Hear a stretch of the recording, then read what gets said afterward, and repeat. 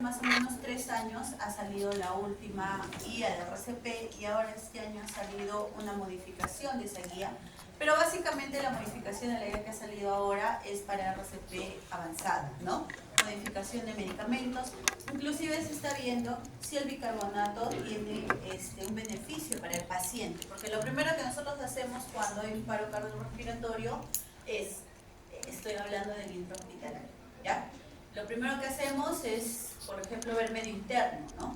Sacarle un análisis de gases arteriales para ver cómo está, si está en acidosis, si está en alcalosis, no lo sé, y compensar el bicarbonato. Entonces todavía se están viendo, se está estudiando diferentes cosas. O sea, todavía no podemos decir que hasta aquí es el fin y ya sabemos todo en cuanto a RCP, ¿no? ¿Ya? Entonces, la primera vez que se puede decir que se nombró RCP es en la Biblia, ¿ya? En la Biblia nos dice que vieron a un niño tendido en el piso y que fue a ver al niño, puso su boca en la boca del niño y le dio una resucitación, ¿no?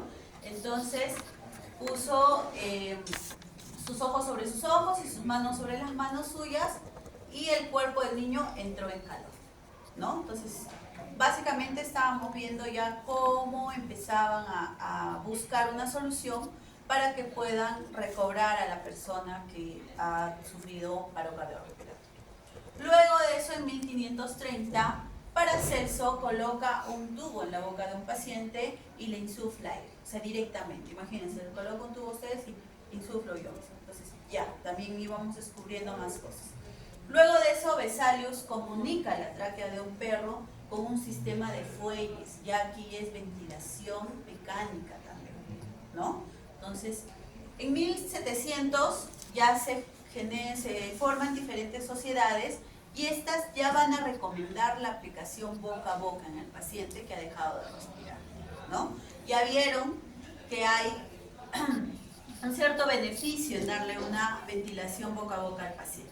Luego de eso, Lavoisier concluye que el aire expirado no es adecuado para el paciente, o sea que es desvitalizado, ¿no? Que lo que nosotros le tenemos que dar al paciente es aire oxigenado, que es lo que nosotros conocemos ahora en estos momentos.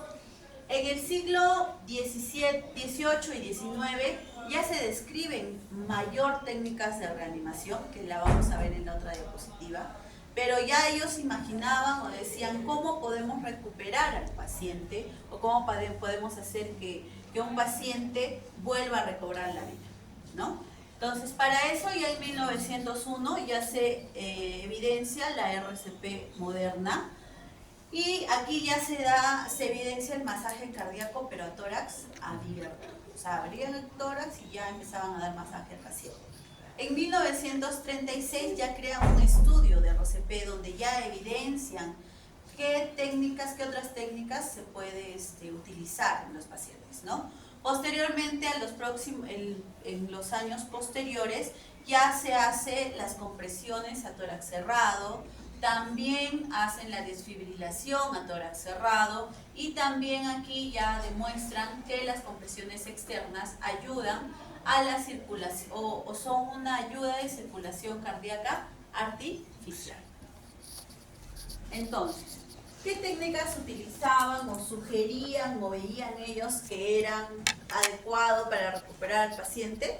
Una de ellas era la técnica de inversión. Aquí colocaban un pote grande o un barril lleno de agua y al paciente lo sumergían y lo elevaban y lo sumergían y lo elevaban y lo sumergían y lo elevaban, ¿no? Entonces, esa es una de las técnicas que ellos vieron. También tenemos la técnica del barril. Ese barril lo echaban, al pobre paciente lo ponían encima y le ponían para adelante y para atrás, para adelante y para atrás. También así pensaban que podían hacer. Luego la técnica del caballo trote, ponían al paciente en el caballo y daban vueltas, vueltas y vueltas y vueltas y vueltas. Y también de esa manera estaban buscando, ¿no?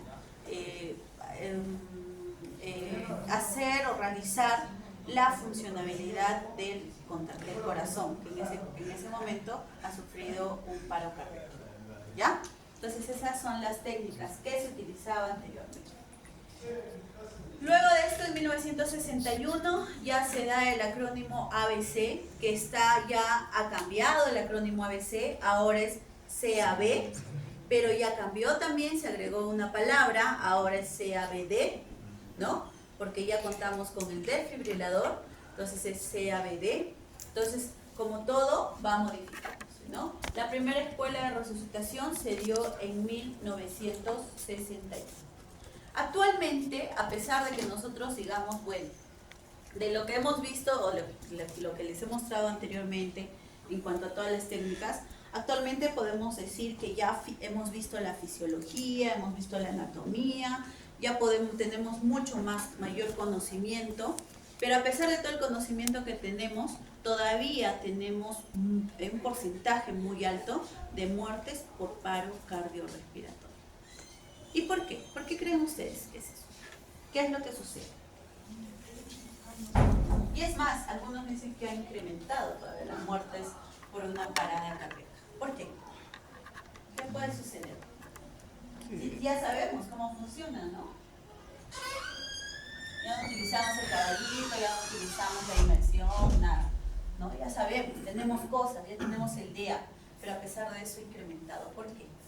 Por el tiempo que es bastante limitado cuando se haga un paro cardíaco, creo que son 6 minutos, ¿no? Para poder estudiar la Ya, puede ser por la capacitación. Ajá. Ya, por una mala técnica, porque ahora ya hay parámetros para dar RCP. ¿Qué más? Doctora, ¿puede ser porque esperan que llegue la ambulancia y no lo están llevando al hospital de una vez? No, porque un paciente si se desmaya delante tuyo, tú tienes que esperar a que venga la ambulancia. La vida del paciente está en tus manos. Y la ambulancia te puede demorar 10 minutos, pero tú eres el que le vas a dar asistencia al paciente, ¿no? Durante esos 10 minutos. ¿Podría ser por no saber identificar un paro cardíaco? Puede ser, también. Puede ser que se tropece. Claro, también el tiempo es valioso. ¿Qué más? Con la falta de prevención. Prevención, ya. ¿A qué nos referimos prevención? Los adultos mayores que mencionan el examen, por ejemplo, que quizás no vayan a hacer sus ciertos controles para evitar. Ya, por ahí más o menos. Ahora, ustedes saben que anteriormente nuestra pirámide poblacional era así, ¿verdad? Mayor niños y menor ancianos, ¿verdad? Ahora, ¿cómo está nuestra pirámide poblacional? Mayor ancianos y menor niños. Entonces, una de las causas podemos decir que es esta. ¿Y ahora por qué? Porque acá hay bastantes comorbilidades, ¿no? Entonces, una de las causas es esta. La otra causa es el aumento de la obesidad. ¿Cuántos de nosotros hacemos ejercicios? O el día en que no tenemos clases, o ahora en las vacaciones hemos ido, comemos, nos echamos en nuestra cama, comemos, nos volvemos a echar en la cama y comemos en la noche y dormimos, ¿no?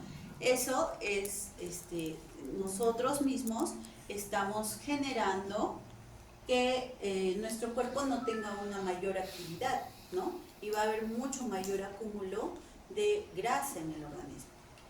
Entonces, la obesidad es algo muy importante. Si ustedes leen revistas actuales, más o menos el 80 a 90% o el 70 a 80% de habitantes, si tomamos de ejemplo Estados Unidos, son obesos y con comorbilidades, ¿no? Hipertensión, diabetes, tenemos colesterol, triglicéridos altos, y todo eso conlleva también a que el corazón diga ya pechetis, ya. O sea, ya demasiada carga me estás dando y yo ya no puedo hacer más, ¿no? Entonces la obesidad también es un problema de salud pública dentro de dentro de todo el mundo, y también el aumento de comorbilidades en los ancianos, ¿no? Entonces todo esto, a pesar de que tenemos técnicas, esto no ayuda a disminuir la incidencia de parada cardiorrespiratoria. Así que por favor hagan ejercicio, ¿no? Suban por lo menos desde el primer piso hasta el séptimo, así en las escaleras, para que puedan hacer ejercicio. Entonces, ¿Cuál es la epidemiología? En el 2015, por aproximadamente 350.000 adultos en Estados Unidos sufrieron una parada cardiorrespiratoria extrahospitalaria. ¿Y cuál es la causa? El 80 o un 90% es la fibrilación ventricular.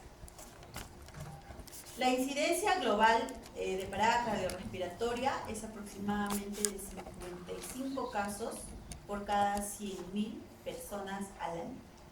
Y la supervivencia es menor del 10%. ¿No? Entonces, tenemos tanto, pero igual no aumentamos la supervivencia de los pacientes con parada cardíaca respiratoria. Ahora, se ha demostrado en este estudio que es de una incidencia en paro cardíaco extrahospitalario, se ha demostrado que hay factores que se pueden modificar y que estos factores modificables pueden ayudar a la supervivencia del paciente. ¿Cuáles son? Por ejemplo, te dice la llamada temprana a la emergencia para que vengan a socorrer, ¿no? Comenzar inmediatamente después de una parada, de diagnosticar y de ver que es una parada cardiorrespiratoria, comenzar inmediatamente con el RCP. Como dijo su compañera, el tiempo es valioso, es oro el tiempo acá, ¿no? La desfibrilación y el soporte vital avanzado. ¿Por qué? Más adelante vamos a ver algunos videos donde vamos a evidenciar lo que no se debe hacer en una parada cardiorrespiratoria, ¿no? Porque a veces, y tengan por seguro que lo he visto, el paciente está en paro, se suben delante del paciente, no sé, se suben encima del paciente y comprimen en cualquier lado y en vez de ayudarlo le estoy haciendo daño, porque comprimen en cualquier lado, fractura costal, perforación pulmonar. Entonces, ¿qué estoy haciendo en el paciente? Estoy empeorando lo que él está teniendo, ¿no? Entonces, a eso se refiere. Y el acceso a atención posterior, ¿no? Que después de que lo hayamos, de repente, nosotros hayamos dado lo primero, que tenga una buena atención a nivel intrahospitalario. Entonces, ¿cuál es la epidemiología o la etiología del paro cardiorrespiratorio? Recuérdense las 5 H's y las 5 T's. Pregunta de examen. ¿Ya? Entonces, dentro de las H's vamos a tener la hipotermia, la hipoglicemia, la hipovolemia, la hipoxia, acidosis, porque en la acidosis hay aumento de hidrogeniones, hipercalemia e hipocalcemia. Y en las T vamos a tener tóxicos, toxinas, un taponamiento cardíaco, un neumotórax a tensión, un infarto agudo al miocardio, embolismo pulmonar y puede ser por cualquier causa.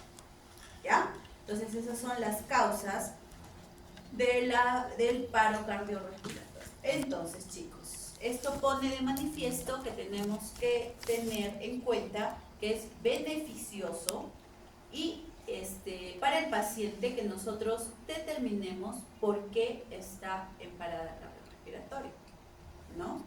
Si bien es cierto, cuando ustedes van a dar un RCP básico, que es el extrahospitalario, no van a tener la posibilidad de diagnosticar o de saber por qué, porque ustedes simplemente van a encontrar a un paciente en el piso o una persona en el piso y ustedes van a darle el apoyo o la atención primaria, ¿no? Pero ya cuando el paciente va al hospital, sí es muy importante determinar por qué está en parada cardiorrespiratoria. O cuando ustedes vayan a su internado, ¿no? Que ahí ustedes van a aplicar la cadena intrahospitalaria. Entonces ahí es importante también determinar por qué está en parada cardiorrespiratoria. ¿Ya? Entonces, importantísimo. ¿Qué significa paro cardiorrespiratorio?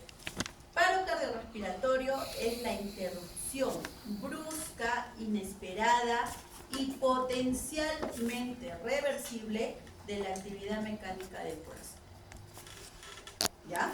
Es la interrupción brusca, inesperada y potencialmente reversible de la actividad mecánica del corazón, de la respiración y del conocimiento. Es por eso que en base a lo que les estoy diciendo, Cuando nosotros vamos a ir a evaluar a la persona que está tirada en el piso, evaluamos estas tres cosas, ¿no?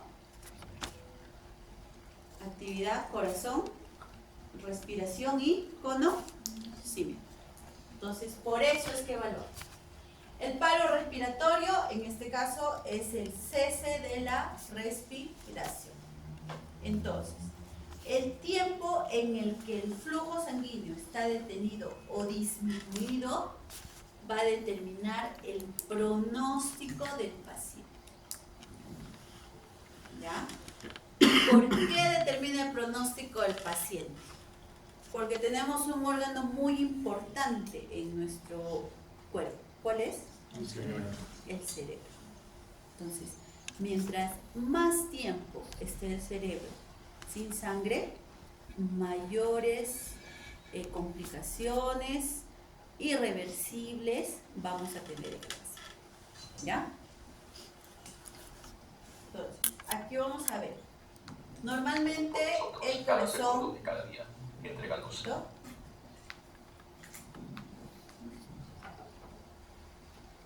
Ya. sangre y oxígeno a cada célula en nuestro cuerpo. Pero cuando un súbito No puedo bajar el volumen. paro cardíaco ataca nuestro corazón repentinamente e Entonces, lo que quiero que ustedes deja de vean latir en este efectivamente video es lo siguiente. sangre.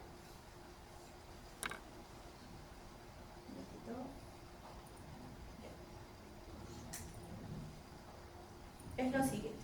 Aquí vamos a ver un corazón funcionando normalmente, realizando una distribución normal del oxígeno a todas las partes del cuerpo y recibiendo la sangre desoxigenada, ¿verdad?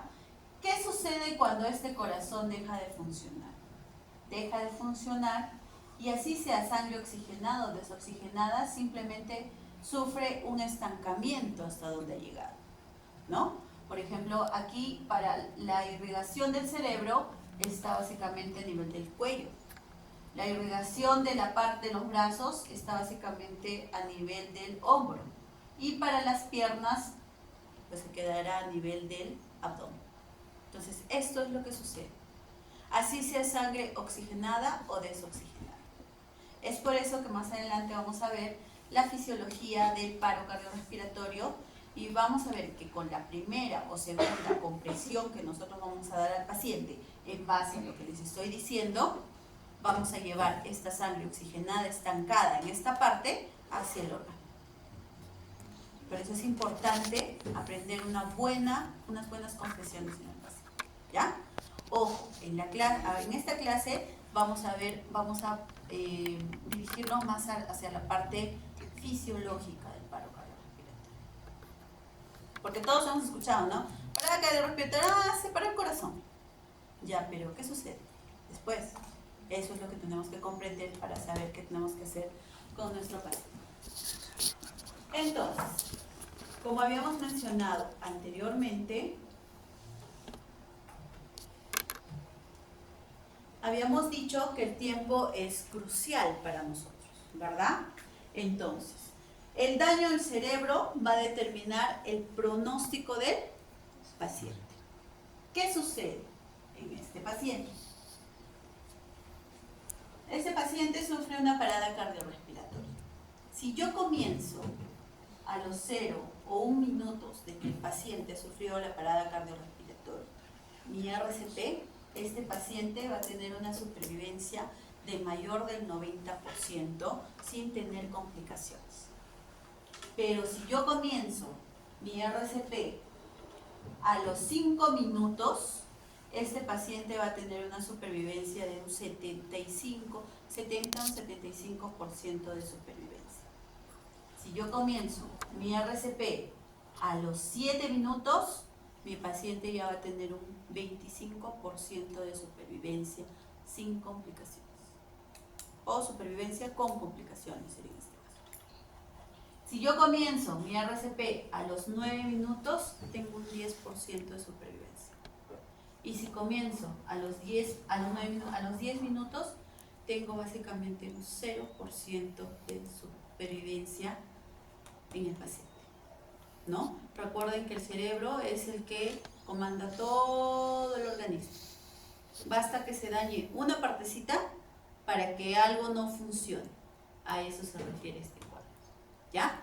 No se olviden, el cerebro, la isquemia cerebral que va a suceder y el tiempo en el que va a suceder esta isquemia cerebral va a determinar el pronóstico del paciente. ¿Ya? ¿Comprendido? A eso se refiere esta imagen. Entonces, en este caso debemos de concluir en base a lo que estamos viendo que se va a requerir una asistencia rápida y eficaz para recuperar la circulación espontánea del paciente. Para esto vamos a tener conocimiento también de qué consecuencias me va a generar la detención de la circulación a nivel del organismo. Pregunta de examen. ¿Ya? Pregunta de examen. Entonces, hemos dicho que el tiempo es valioso, ¿verdad? Entonces, para el corazón también es valioso el tiempo. Entonces, el corazón va a tratar de luchar hasta donde puede, pero también mientras va pasando el tiempo, este corazón ya se va a ir agotando y vamos a tener también consecuencias a nivel del corazón. ¿Ya? Entonces, el primer eslabón, se podría decir, es hasta los 4 minutos. Hasta los 4 minutos se va a producir la fase eléctrica. Aquí, ¿qué va a suceder? El músculo cardíaco va a utilizar las reservas de azúcar y oxígeno. ¿Ya? Entonces, ¿tengo reserva en mi corazoncito? ¿Hay reserva? Ah, no, lo voy a utilizar. ¿Ya? Entonces, hasta los 4 minutos. De los 4 a los 10 minutos ya viene la fase circulatoria. Aquí, ¿qué sucede? El corazón ya no va a tener reserva. ¿Y qué va a suceder? Va a cambiar a un metabolismo anaeróbico. ¿Beneficioso para el organismo? No. Acá ya vamos a tener ciertas consecuencias, ¿no? Que si le saco un AGA al paciente, ya voy a tener acidosis, voy a tener alteración a nivel del bicarbonato y todo. ¿Ya? Entonces, esto es de 4 a 10 minutos. Y pasados los 10 minutos, ¿qué sucede? La fase metabólica.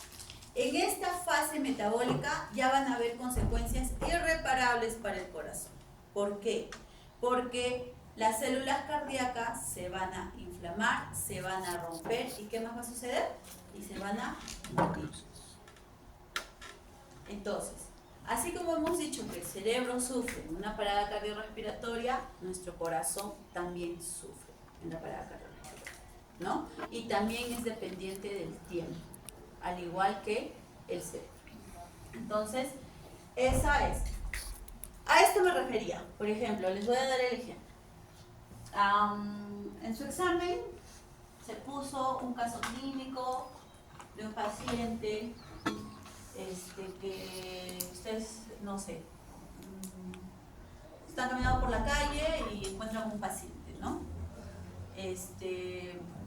Encuentran un paciente y el paciente, no sé, pues tiene sangre por la boca, o sea, le está saliendo sangre por la boca y está tendido, no está consciente ni nada, ¿no?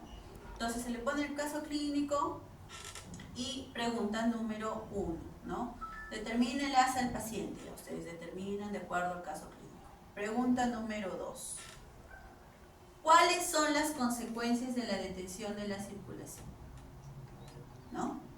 Entonces ustedes tienen que describir ahí cuáles son las consecuencias de la detención de la circulación, ¿no? Pregunta número 3. Mencione 4 parámetros de un RCP adecuado. Tienen que mencionar 4 parámetros, ¿no? Entonces todos se los damos en el clase.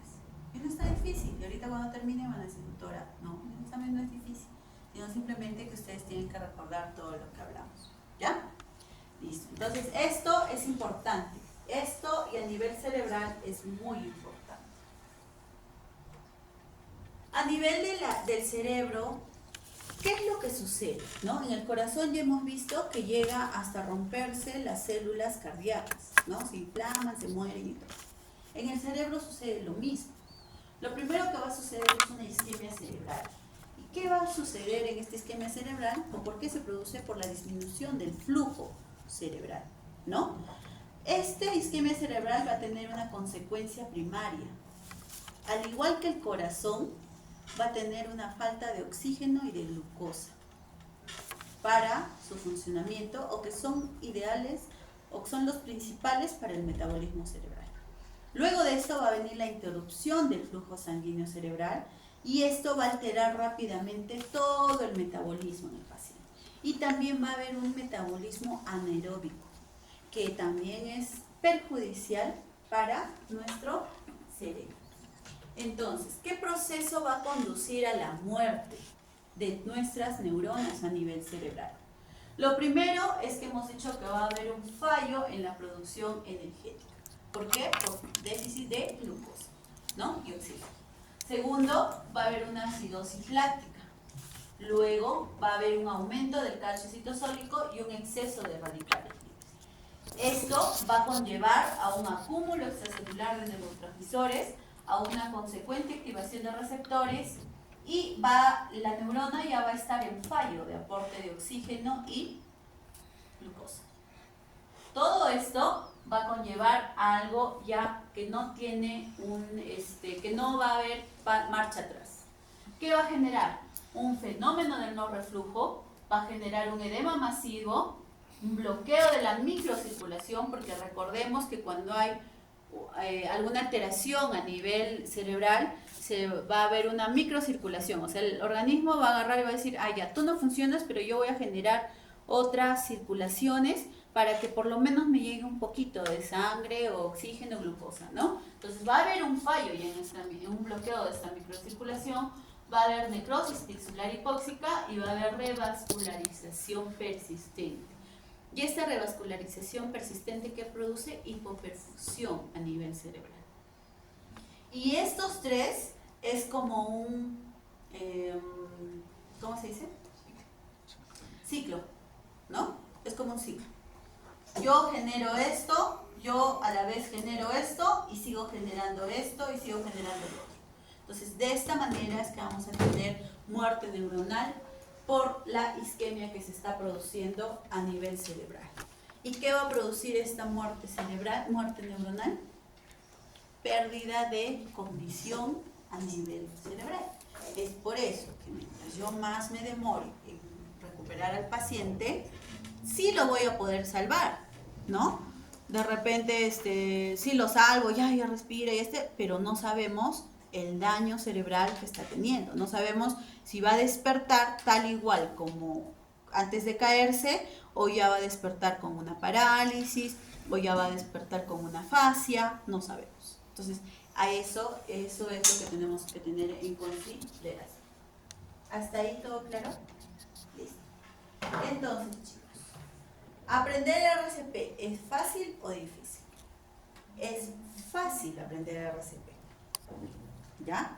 Pero lo que tenemos que tener en consideración es hacerlo de una manera adecuada, sin generar daño al paciente, ¿ya? Entonces, para eso es su ECOE. Lo bueno es que ustedes ya van a ir de la clase teórica, ya van a ir con un conocimiento a la clase práctica, ¿no? En los ciclos pasados todavía no recibían la clase y ya estaban en la clase práctica, ¿no? Entonces ya ustedes van a ir más o menos teniendo en consideración lo que tienen que hacer. Quiero que vean esto y me digan qué es lo que opinan.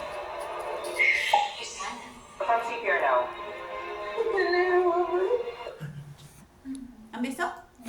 Una vez más.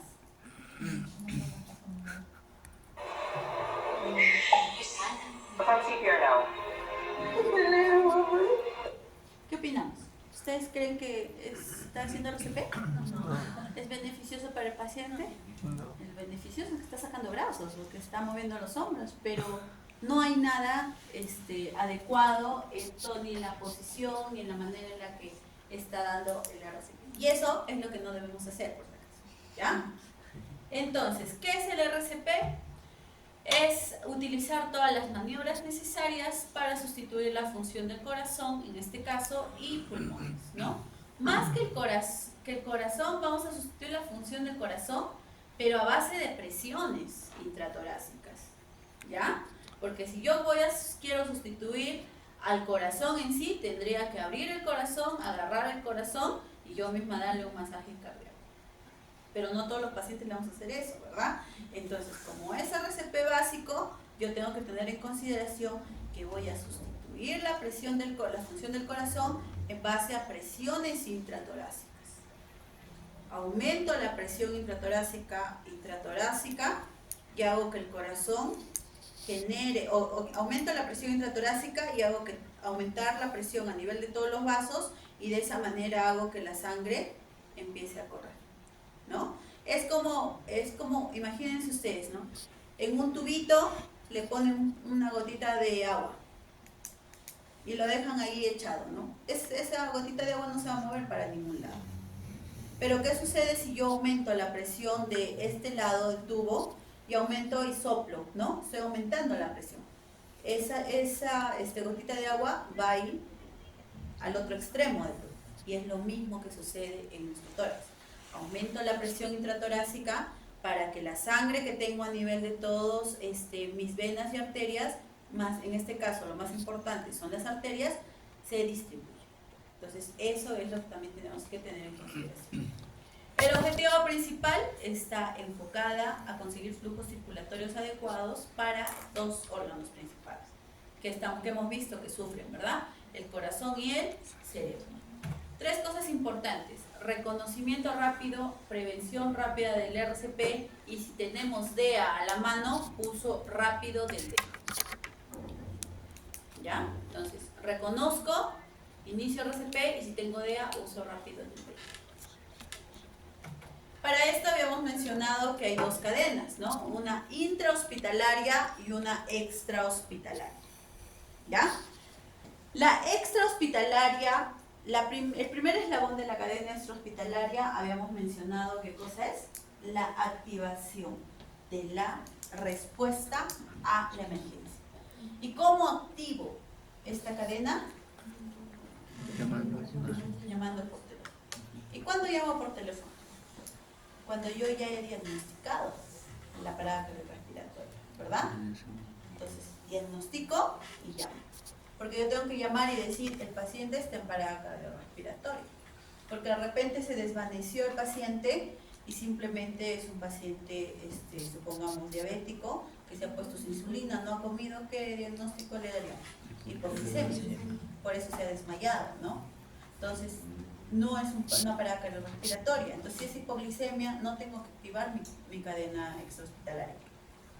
Voy a llamar y voy a decir, ¿saben qué? Está hipoglicémico, si me responde, si respira y todo. Entonces, no hay activación de la cadena. ¿Ya? Entonces, activo mi cadena cuando yo ya diagnostico que el paciente está en parada cardiorrespiratoria. ¿Perfecto? Entonces, activo mi cadena, mi primer eslabón. Mi segundo eslabón ya es comenzar el RCP de alta calidad, ¿verdad? El RCP de alta calidad. El tercer eslabón, como les había dicho, ya actualmente se ha adherido a todo la palabra D, que es de desfibrilador, y el tercer eslabón en este caso es la desfibrilación. El cuarto eslabón es el soporte vital avanzado, que es ya cuando el paciente está en la ambulancia y se dirige hacia el hospital. ¿Perdón? El quinto eslabón es los cuidados post-paro cardíaco, que ya se va a dar en la unidad de cuidados intensivos del hospital. Y el sexto eslabón es la recuperación. O pregunta del examen también. ¿Ya? De repente por ahí me ilumino y digo, a ver, a mis alumnos les voy a preguntar cuál es el cuarto eslabón de la cadena extrahospitalaria, ¿no? Entonces ustedes tienen que saber. Ahora, en cuanto a los eslabones del intrahospitalario, sí difieren. Acá tenemos que activar diagnóstico y activo, ¿verdad? En cambio, en el intrahospitalario lo que tengo que hacer es reconocimiento y recuperación temprana. ¿Por qué? Porque ustedes cuando sean internos, ustedes van a pasar con su tabletita, todo, y van a ir revisando a sus pacientes. Este paciente está bien, este está mal, este tiene esto, este tiene lo otro. No sé. De los 4 pacientes, ¿cuál tiene más riesgo? Por ejemplo, él tiene más riesgo. Entonces yo tengo que estar viendo qué es lo que le va a suceder a mi paciente que tiene mayor riesgo, ¿no? Entonces ahí es donde yo voy a hacer reconocimiento de que ese paciente no me haga una parada cardíaca. Entonces a eso se refiere reconocimiento y prevención. Voy a reconocer y voy a prevenir que mi paciente que esté más complicado no me haga una parada cardiorrespiratoria. ¿Ya? Entonces así para que se acuerden, porque a veces se confunden. El segundo eslabón es la activación de la respuesta. Ojo, nosotros no llamamos a los bomberos. La activación de la respuesta en el intrahospitalario se refiere a que vamos a activar nuestra alarma de parada cardiorrespiratoria. Entonces, ¿cómo activo? ¿Y de qué se trata esta alarma, doctora? Activo mi alarma y todos los médicos que estén de turno, de guardia, tienen que acudir al lugar de parada. ¿Por qué? Porque uno solo no va a poder hacer todo lo que se tiene que hacer en el paciente. Entonces, para eso activo. Imagínense, pues un hospital que usted llama y el bombero está entrando para resucitar al paciente, ¿no? Entonces, para eso es activación de la respuesta. No es para llamar, es nuestra alarma. Tercero, RCP de alta calidad, ¿no? A diferencia del extrahospitalario que está en el segundo eslabón, aquí está en el tercer eslabón para mi RCP. Cuarto eslabón, desfibrilación. Quinto, lo mismo, cuidados post-paro cardíaco. Y sexto, recuperación. ¿Listo? Ahora sí no se van a olvidar. Ya. Entonces, esas son las diferencias entre el intrahospitalario y el extrahospitalario. Entonces, ahora nos vamos a enfocar en el ambiente extrahospitalario. La primera pregunta que les voy a hacer: ¿qué puedo hacer cuando sospechamos que una víctima está en parada cardiorrespiratoria? Sospecho, todavía no he diagnosticado. ¿Qué hago? Tomar el pulso y por lo que sea. Asegurar. Lo primero que tengo que hacer es calmarme, respirar, acordarme lo que la doctora me enseñó en clase y lo que voy a aprender en mi COE. Quieran o no quieran, chicos, si bien es cierto, nosotros somos personal de salud, ustedes van a ser mis futuros colegas en poco tiempo, quieran o no quieran, siempre cuando tenemos una emergencia, el nerviosismo está ahí, ¿no? Créanme que a mí me puede suceder algo en la anestesia y me pongo nerviosa, pues no, pero tengo que saber controlar eso para recordarme que tengo que ser en el paciente, ¿no? Entonces, si yo veo a un paciente ahí, lo primero que voy a hacer, imagínense que sea su mamá. ¿Qué sucede? Me voy a desesperar, voy a tratar de querer hacer todo y en las finales no hago nada, ¿verdad? Entonces, lo primero que tengo que hacer es calmarme. Respiro y me acuerdo de todo lo que tengo que hacer.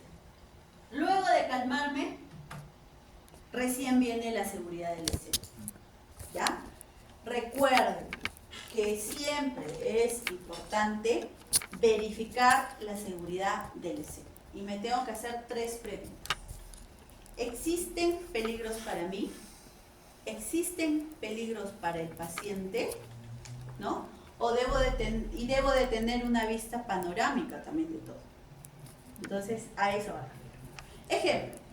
¿Qué sucedió en Trujillo hace poco? Se cayó el techo del Bar Plaza, creo. ¿Ah? Ya, del mall. Se cayó el techo. ¿Ustedes vieron a la policía, al personal, meterse por debajo de los escombros cuando se cayó el techo? Nadie lo hizo. Esperaron a que llegaran el personal adecuado, con el material adecuado o con los insumos adecuados para poder rescatar. Lamentablemente en esta espera hubo varios muertos, ¿no? Porque si ustedes recuerdan, hubo una chica que grabó, que decía que estaba atrapada, incluso grabó a otra persona que estaba también atrapada ahí, y a las finales la chica la encontraron muerta, ¿no? Entonces eso es lo que nosotros tenemos que hacer. El personal de salud es muy valioso en una emergencia, pero si yo no tengo lo adecuado, no tengo por qué arriesgar mi vida. Supongamos que existe un temblor, se cae el techo, ¿no? Y ahí se encuentra, no sé, uno de los alumnos, ¿no? Pero si yo no tengo lo adecuado, no puedo ir a socorrer. Porque en vez de ser un paciente, vamos a ser dos. A eso es a lo que se refiere, ¿no? Entonces, en este caso, ¿qué harían? ¿Irían a socorrer a algún paciente? Supongamos que hay una persona aquí. ¿Lo harían? No. Entonces, lo único que haríamos nosotros sería llamar por teléfono a los bomberos, al serenazgo, no lo sé, para que vengan al lugar de los hechos y puedan, con todo lo necesario para que puedan socorrer a la persona que está dentro de la casa. ¿Ya? Entonces eso. Una vez que ya hemos visto la seguridad de la escena, ¿qué voy a evaluar? Hemos dicho conciencia, respiración y pulso, ¿verdad? Conciencia, respiración y pulso. No se olviden. Conciencia, respiración y pulso. Doctora, ¿y cómo voy a evaluar esto en el paciente? De la siguiente manera. Vamos a palmear o sacudir, por favor, suavemente. ¿Ya? No es que lo voy a agarrar. Lo voy a agarrar. Señor, usted se encuentra. No, porque recuerden que si va a estar en el piso, hago un movimiento brusco, puede tener alguna lesión o puedo generar un golpe a nivel de la cabeza y eso es lo que no queremos. Entonces voy a agarrar suavemente los hombros y voy a sacudirlo o palmearlo y preguntarle, señor, ¿usted se encuentra bien? Señor, ¿se encuentra bien? ¿No? Si responde y respira, lo dejo ahí. Y llamo por teléfono y digo que he encontrado un paciente, una persona que está tirada en el piso, pero sí respira y sí me ha respondido, pero vengan por favor para que lo puedan acudir, ¿no? Pero si no responde, inmediatamente evalúo la respiración. Y acá en la respiración vamos a tener una mnemotecnia.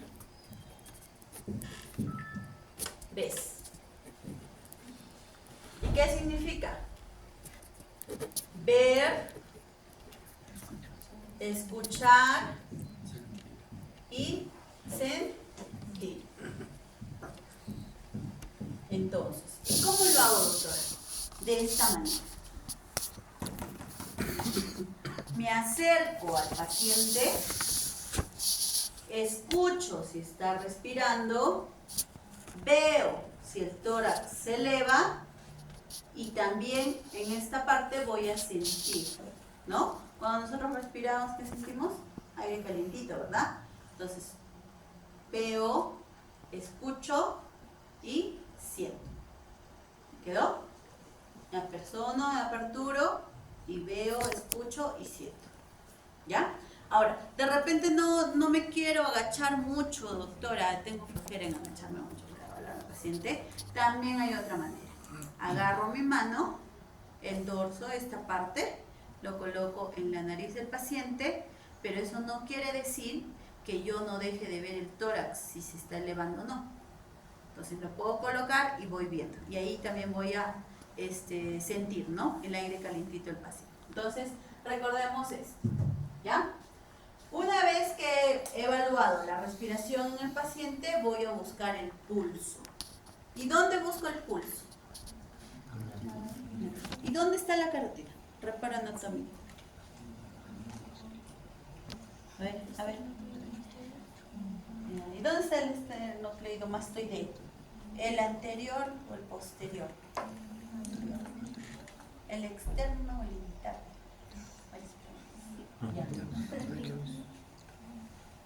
Lo más fácil, a 2 centímetros de la tráquea lateral.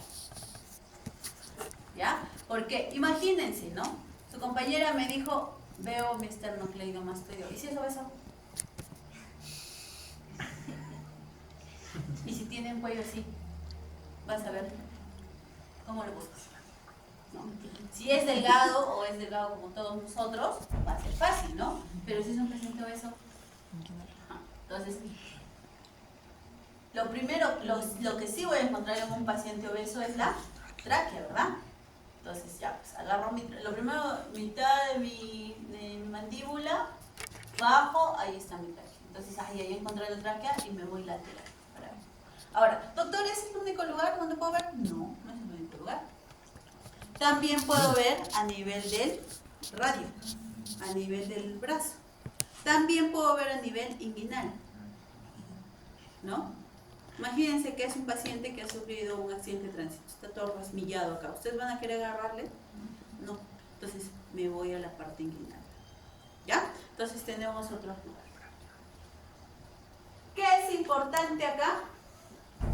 No tardar más de 10 segundos en evaluar a mi paciente.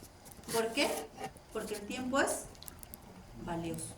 El tiempo es oro en un paciente con parada cardiorrespiratoria. Entonces no me puedo demorar más de 10 segundos para evaluar a mi paciente. Entonces, una vez que he evaluado a mi paciente, una vez que ya sé que es parada cardiorrespiratoria, disculpen, no me acostumbro a decir persona, siempre voy a decir paciente, ya ustedes me entienden, ya es la costumbre. Trato, pero no puedo. Ya. Una vez que he evaluado a la persona que estaba tirada en la calle y ya sé que está en parada cardiorrespiratoria, ¿qué voy a hacer? Activar mi cadena extra hospitalaria, ¿no? ¿Y cuál es el primer eslabón? Llamarlo. Muy bien, no se aprendieron, ¿ves? Activación del sistema de respuesta. Entonces, ¿a quiénes podemos llamar, doctora? Al 106, primero, 106. Segundo, actualmente también acá tenemos el SAMU, ¿no? Tenemos a los bomberos, ¿no? Luego de los bomberos está la policía y al último está el CIDEN. Sin desmerecer, ¿no? Porque tienen todo en su carro para atender una parada cardiorrespiratoria, pero no son mi primera opción para llamar, ¿no? Mejor lo atiendo yo porque sabemos que no son personal de salud. Entonces no es mi primera opción, pero si tenemos que llamarlo y no nos contestan, los llamamos también, ¿ya? Pero mi primera opción en este caso, si ustedes me preguntan acá, es el SAMU. Y llamo. ¿Y qué digo cuando llamo? No le voy a decir, tengo paciente para acá, tengo un paciente para acá. No. Tengo que dar ubicación. Lo primero que tengo que decir es que tengo un paciente o una persona en parada cardiorrespiratoria. Lo segundo, tengo que decir ubicación. Imagínense que aquí en el pasadizo tenemos uno de los alumnos, sus compañeros, no sé, o de otra profesión, lo encontramos desmayado. Y voy a llamar al SAMU. Tengo un paciente en parada cardiorrespiratoria y estamos en la Universidad Continental. Gracias, chao. Pero, ¿dónde estamos? ¿Cuántos pabellones tiene la Universidad Continental? Entonces tenemos que ser precisos. ¿Dónde estamos? ¿No? Por ejemplo, estamos en el aeropuerto, no vamos a viajar y ya veo a un señor tirado.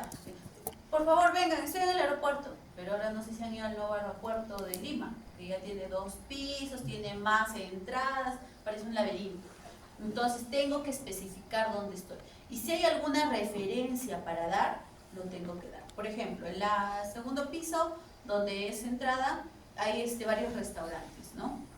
Donde hay varios restaurantes y ahí están ya las empresas aéreas, ¿no? Entonces yo tengo que decir, estoy al costado de, no sé, de LATAM, estoy al costado de, no sé qué más, Smart, no sé.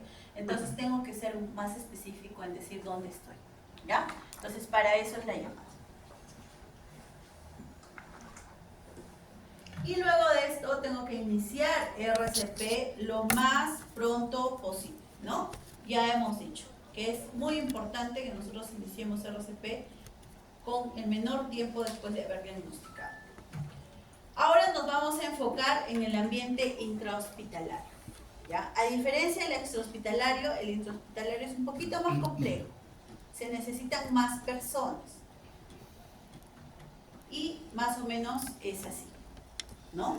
Por ejemplo, yo puedo tener una parada cardiorrespiratoria dentro de sala de operaciones. No estamos exentos por cualquier cosa, por cualquier complicación, ¿no? Entonces, yo tengo que solicitar que todo el personal que está dentro de sala de operaciones me tiene que ayudar y tiene que tener una función. No es que yo solita voy a agarrar y voy a decir retírense todos y yo voy a hacer todo. No. A diferencia del extrahospitalario y del intrahospitalario, se necesita un grupo mayor de personas. ¿Para qué? ¿Y por qué, doctora? Una de las personas, en este caso, si es que estamos hablando de sala de operaciones, nosotros como anestesiólogos nos ponemos en la cabeza del paciente y nos encargamos exclusivamente de la vía aérea.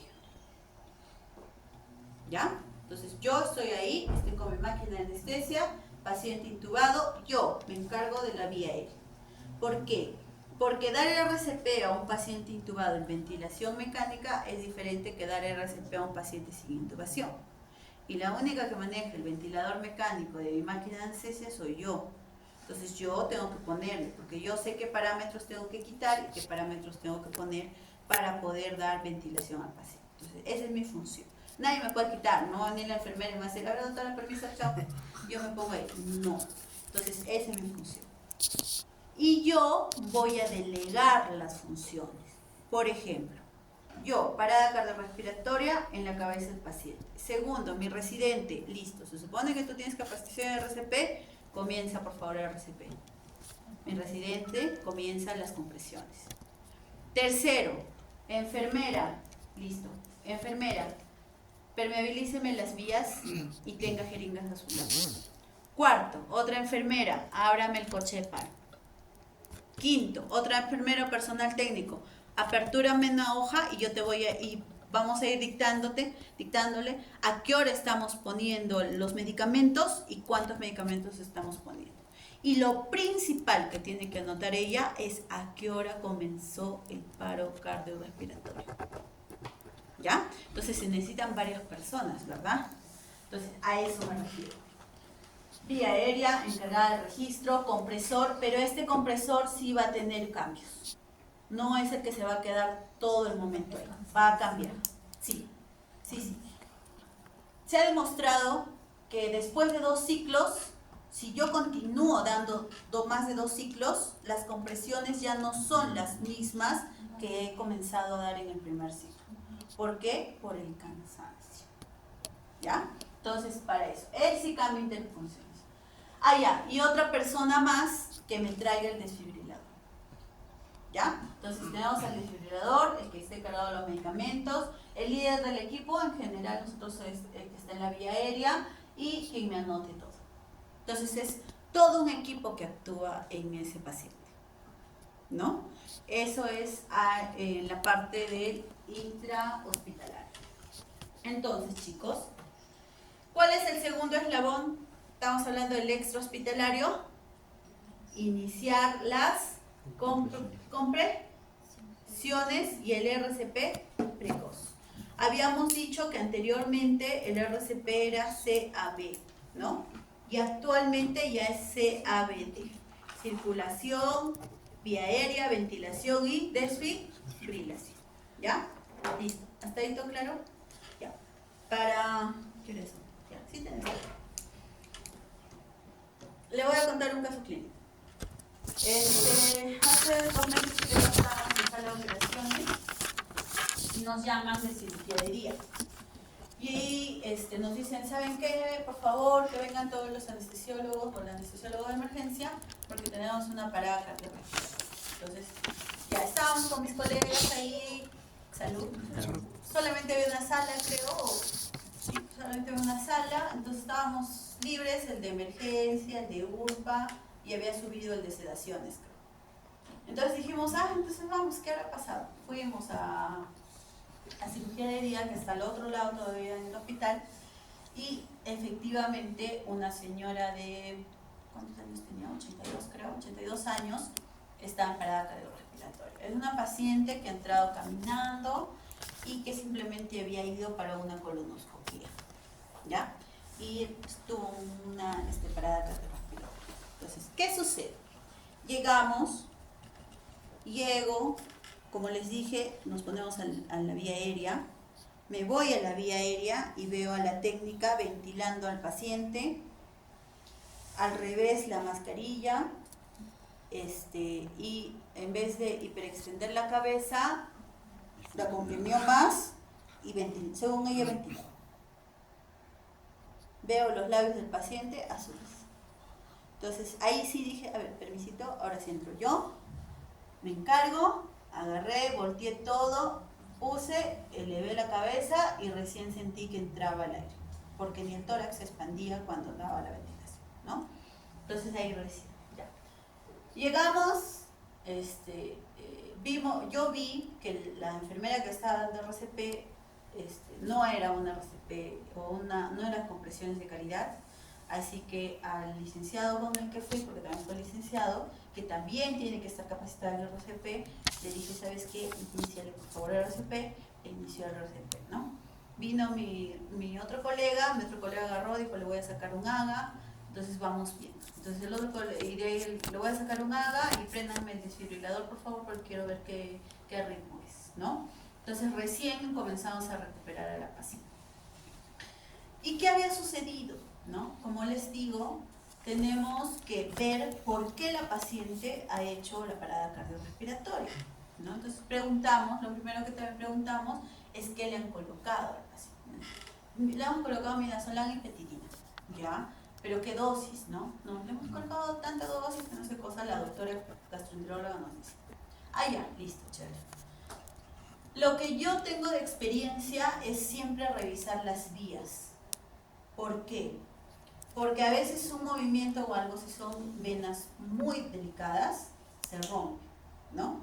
Entonces, siempre reviso las vías en los pacientes. Entonces, se me vino a la cabeza y le dije al licenciado, no, a mi residente, le dije, ¿dónde está la vía? Me la habían colocado por acá la vía, y le digo, revísala antes de colocar cualquier medicamento.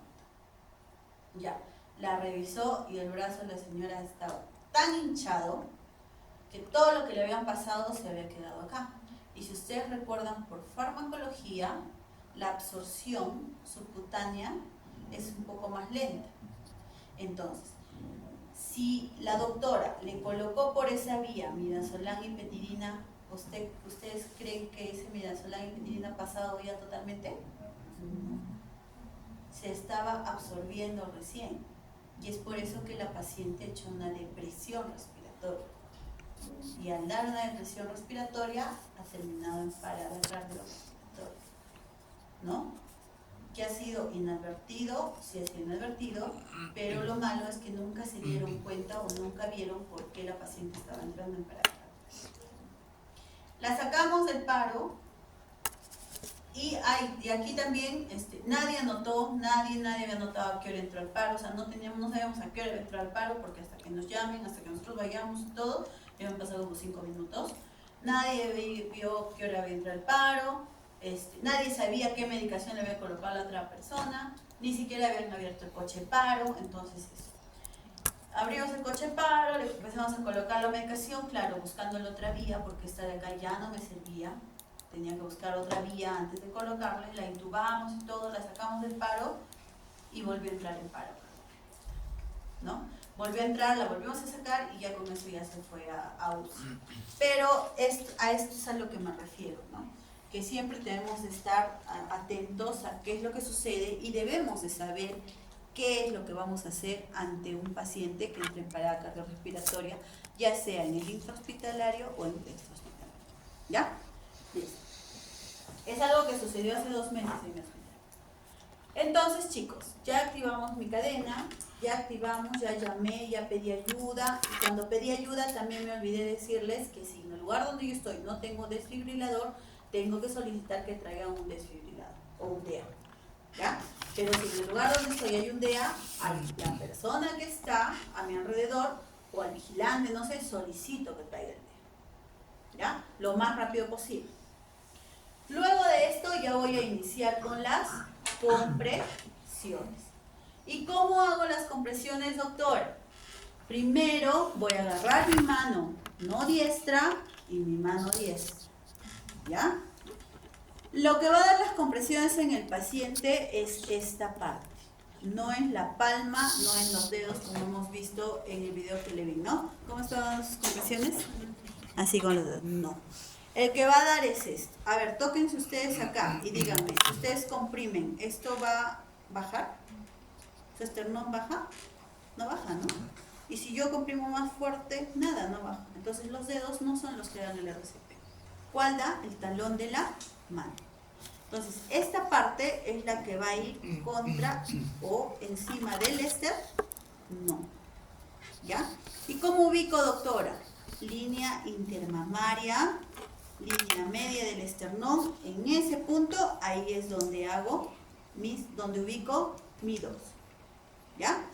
Agarro mi mano diestra, la coloco encima y voy a tratar de que el dorso, de que el taloncito de mi mano llegue a esta parte del talón de mi otra mano para que le dé mucho más fuerza al hacer las compresiones. ¿Ya? Entonces, manos estiradas, mano diestra, la pongo encima. Esta puedo enroscarla o agarrando mi otra mano para que no se, para que con la fuerza de repente no esté saltando, y esa es la posición adecuada. ¿Ya? ¿Cómo está? Posición adecuada. No se olviden, línea intermamaria, línea media del esternón. En mis épocas, o sea, hace de años, nos decían divide el esternón en 3, ¿no? Pero ahora ya tenemos una referencia anatómica. Intermamaria, línea media, y ahí van. Y esto es a lo que me refiero, ¿no? Línea intermamaria y mi mano. Entonces, ¿cómo tienen que ser las compresiones? De 100 a 120 por minuto, 5 a 6 centímetros de profundidad, y es importantísimo que dejemos que el tórax se respalde. ¿Ya? No es que voy a dar mi compresión y lo voy a mantener ahí, no. Tengo que permitir que el tórax se respalde. ¿Y cuál es la posición, doctora? La posición es la siguiente. Yo me tengo que posicionar lo más cercano al paciente. ¿Ya? Arrodillado, en cuclillas, y me tengo que posicionar lo más cercano al paciente. Supongamos que este es el paciente. No es que me voy a arrodillar acá y voy a estar aquí, ¿no? Para dar mis compresiones. No, lo que yo tengo que hacer es arrodillarme y estar lo más cerca posible. ¿Por qué, doctora? Porque yo voy a dar las compresiones con el peso de mi tórax. Yo no voy a dar las compresiones con la fuerza de mi mano. ¿Qué quiere decir? Que cuando yo haga mis compresiones, yo no tengo que hacer esto. ¿No? Yo tengo que estar con los brazos bien estirados, y el que me va a dar el peso para hundir mi tórax, el tórax del paciente, es todo mi cuerpo. A eso se refiere. Me pongo cerca al paciente, ubico mis manos rectas, y lo que va a dar las compresiones o la profundidad va a ser el peso del cuerpo. Esta imagen no se olviden, porque esta es la que vamos a hacer en el ecoro. Doctora, una consultita. Yo he visto, por ejemplo, reanimaciones, y hay veces le hacen encima de la cama, o sea, el médico parado ahí al costado, y ahí empiezan la reanimación. ¿Tenemos que hacer eso, o de repente, como en la imagen, de repente bajar al paciente al piso? ¿O cuál sería el...? Mira, si el paciente está acá y acá hay un colchón y tú le vas a dar compresiones, ¿este colchón te va a dar el soporte necesario para que esa compresión sea la adecuada? No. En el hospital, ¿qué hacemos cuando está el paciente en la cama? Solicitamos una tabla rígida, que lo colocamos, dos opciones en el hospital, ¿no? Tenemos dos opciones, chicos. Uno, solicito una tabla rígida, que es la tabla que ustedes ven en el Serenazgo, una anaranjada. Ya, en el hospital también tenemos eso, o tenemos otra más delgada también. Solicito mi tabla rígida o bajo al paciente al piso. Dos opciones. ¿Ya? Porque acá no estoy dando una buena compresión y tampoco tengo una buena resistencia. ¿Y qué hacen? Comprimo y el paciente se va para abajo y sube, ¿no? Entonces estoy comprimiendo toda la cama y no estoy dando la compresión adecuada de profundidad en mi paciente. Entonces, lo primero es, activo mi cadena, parada cardiorrespiratoria, tabla rígida, muevo al paciente, ponen la tabla rígida y recién doy mis compresiones. O dos, agarro y digo, bueno, no me van a traer la tabla rígida, saco todas las sábanas, ayúdenme a bajar al piso, bajo al piso al paciente. Porque ¿qué te va a dar más estabilidad? Que tú estés en el piso o que estés arriba. Yo, por mi tamaño, yo agarro y digo, bajen al piso al paciente. Y eso es lo que sucede. Estas compresiones las pueden dar, pero no son efectivas. Eso es algo que también tenemos que tener en consideración. ¿Ya? Entonces, el dime. ¿Y habrá una compresión efectiva cuando el paciente está con prendas? ¿O es necesario que se saque?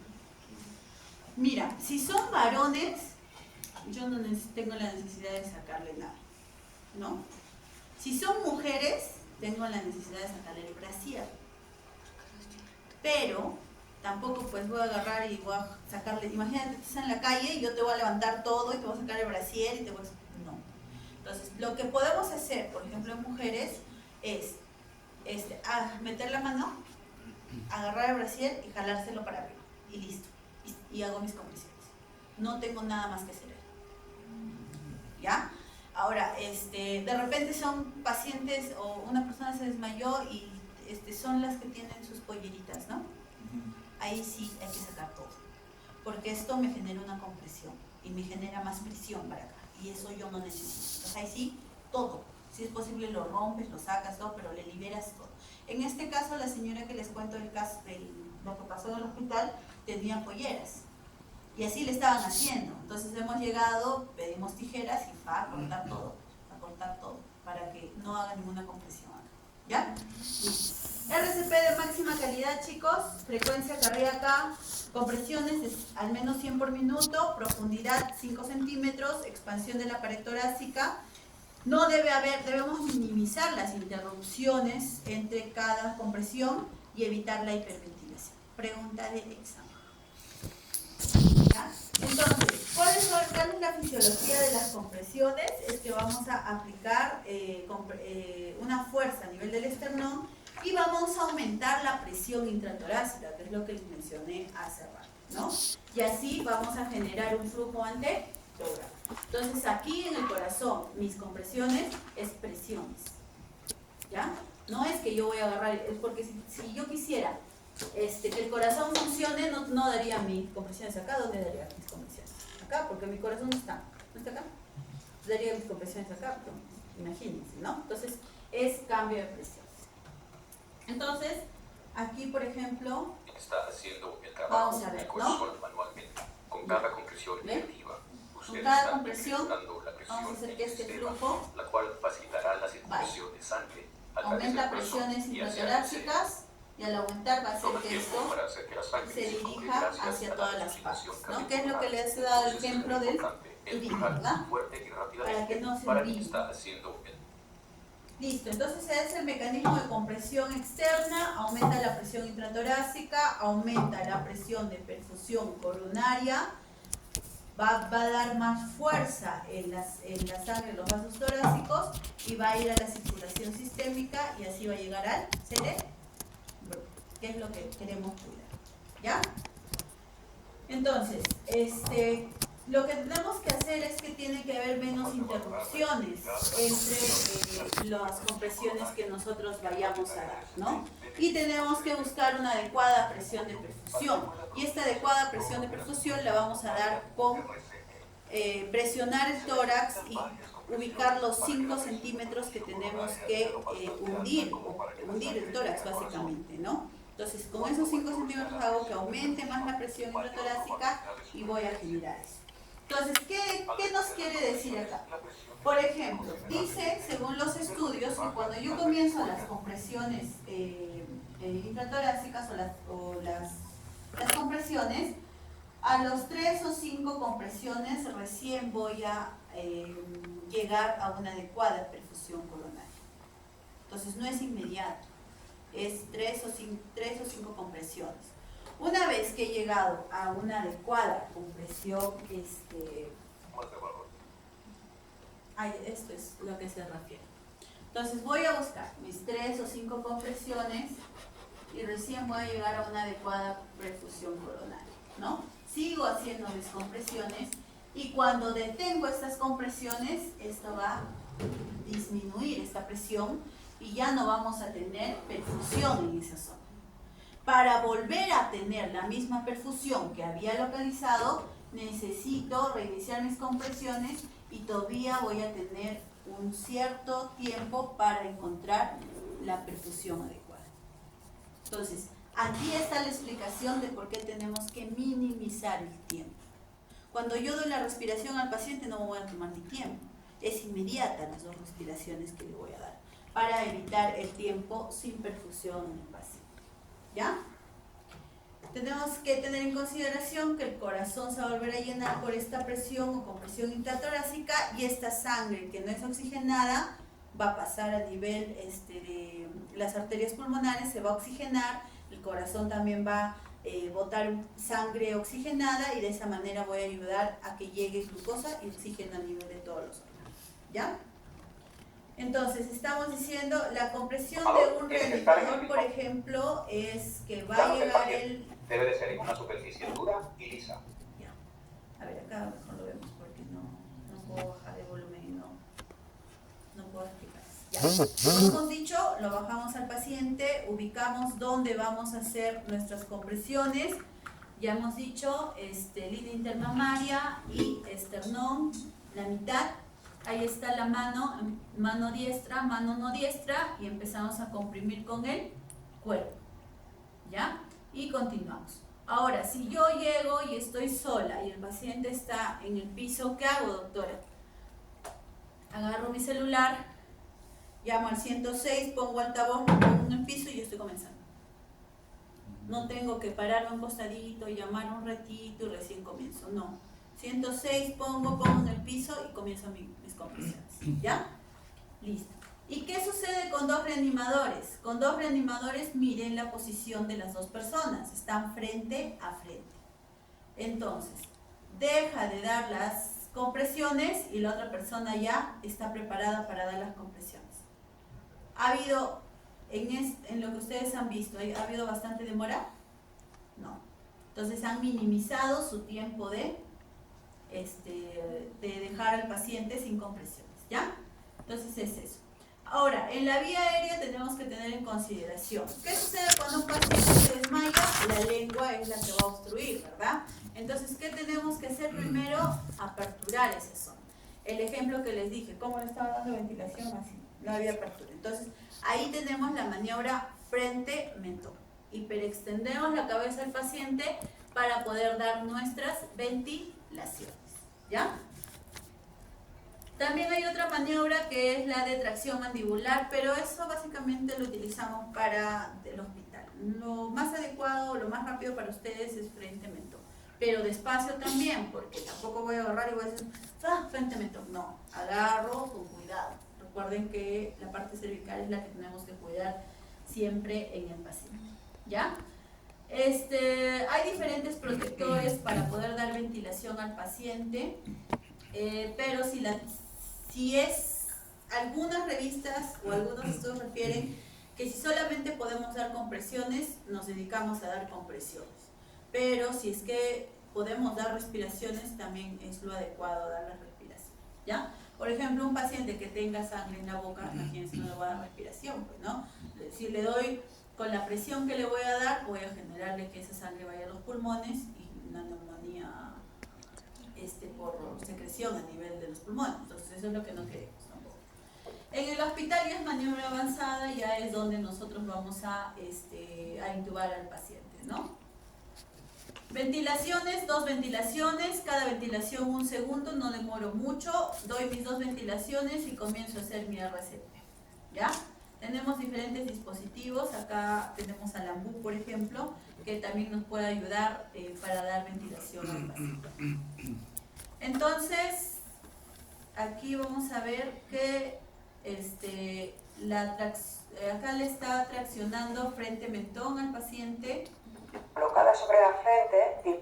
¿Ya? Frente-mentón. Y para dar las respiraciones tengo que tapar la nariz, porque si no le tapo, por la nariz va a salir todo el aire. Recuerden que hay conexión acá, ¿no? Anatómicamente hay conexión. Entonces tapo la nariz y doy las 2 ventilaciones con mi maniobra frente-mentón. 5 ciclos, 30 compresiones, 2 respiraciones. El DEA también espera 5 ciclos. Después de 5 ciclos, si analizó al principio y te dice no es desfibrilable, él te va a indicar que de 5 ciclos y después de los 5 ciclos es que recién va a evaluar también nuevamente el ritmo del paciente, ¿no? Una vez que terminamos, reevaluamos al paciente si sigue en paro, buscando pulso, y si no hay pulso todavía en el paciente, continúo con el RCP, pero si hay pulso, lo coloco en posición de recuperación. ¿Cómo es la posición de recuperación? Elevo los dos brazos, uno de los brazos lo pongo alrededor de la cabeza o de la mejilla, la otra pierna la pongo encima y simplemente lo volteo. ¿Ya? Va a ser mucho más fácil eso. Lo volteo al paciente. Y lo dejo ahí hasta que venga la ambulancia. Así. Hay diferentes resúmenes para que ustedes puedan revisarlos, donde nos indica y nos hacen recordar cómo es que tengo que hacer el RCP. En niños es diferente, en lactantes es diferente, simplemente voy a dar con mis 2 dedos. O agarro 2 deditos y con 2 deditos nada más. Pero en él no necesito pues mi peso ni nada, ahí necesito solamente el peso de mi mano. ¿Ya? Porque si no le voy a generar complicaciones. Hay diferentes músicas con las que ustedes se pueden adaptar para recordarse cómo es el flujo o el paso a paso de las compresiones. Por ejemplo, una de ellas es esta.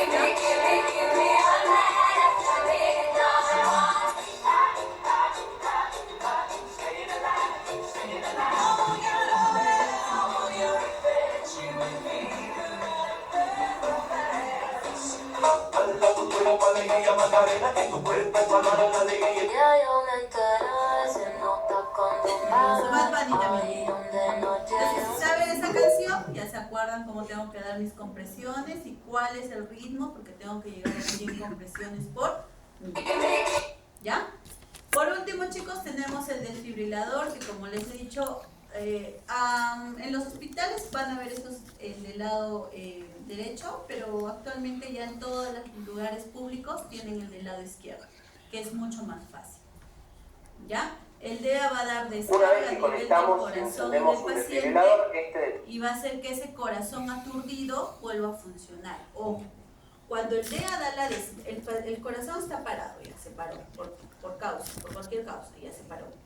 El DEA va a dar la desfibrilación y no es que el corazón inmediatamente cuando desfibrile va a funcionar, sino recuerden que este corazón va a despertar.